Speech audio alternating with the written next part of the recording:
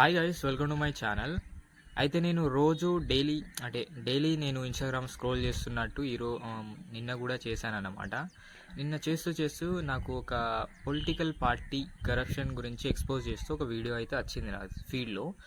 అయితే ఆ ఫీడ్లో వచ్చిన తర్వాత నేనేం చేశాను అంటే దీని గురించి పీపుల్ ఏం ఒపీనియన్ అనుకుంటున్నారో అని నేను కామెంట్ బాక్స్ అయితే ఓపెన్ చేస్తే అయితే పీపుల్ అలా కమెంట్ బాక్స్లో ఉన్న పీపుల్ ఏం చేస్తున్నారు అంటే ఆ పార్టీని డిఫెండ్ చేస్తూ కానీ ఆ పార్టీని ఎంకరేజ్ చేస్తూ కానీ కామెంట్స్ అయితే పెట్టారు.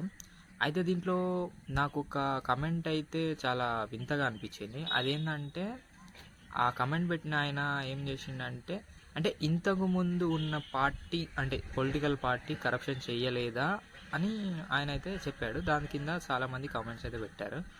అయితే పెడితే నాకేమనిపించిందంటే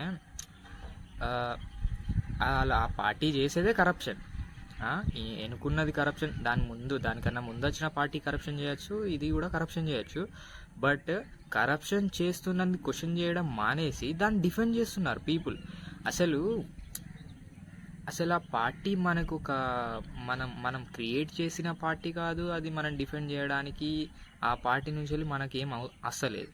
ఇంకా పైగా మీదికెళ్ళి అది కరప్షన్ చేస్తూ ఇంకా మన మీద ట్యాక్సులు తింటూ మన పైసలే తింటూ ఇంకా మన మీదనే కరప్షన్ చేస్తుంది.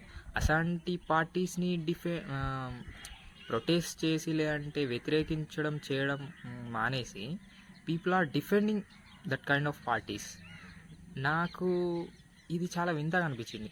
ఇది ఇక్కడ అసలు అంటే ప్రపంచంలో ఎక్కడ కూడా పీపుల్ అనేటోళ్ళు ఇలా చేయరు. బట్ మన ఇండియాలో మాత్రమే ఇలా పార్టీస్ని డిఫెండ్ చేస్తూ అదేదో మనం క్రియేట్ చేసినట్టు ఆ పార్టీని దాని వెనుక జెండాలు పట్టుకుంటూ తిరుగుతూ వాళ్ళ వెనుక ర్యాలీలు తీస్తూ ఉన్నారు. అసలు ఎందుకు ఇలా చేయడం అనేది నాకు చాలా వింతగా అనిపించింది. ఒకవేళ గింట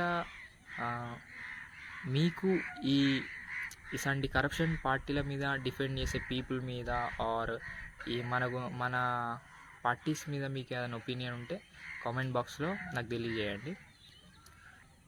అండ్ ఈ వీడియో ఇంతటితో ముగిసినట్టే.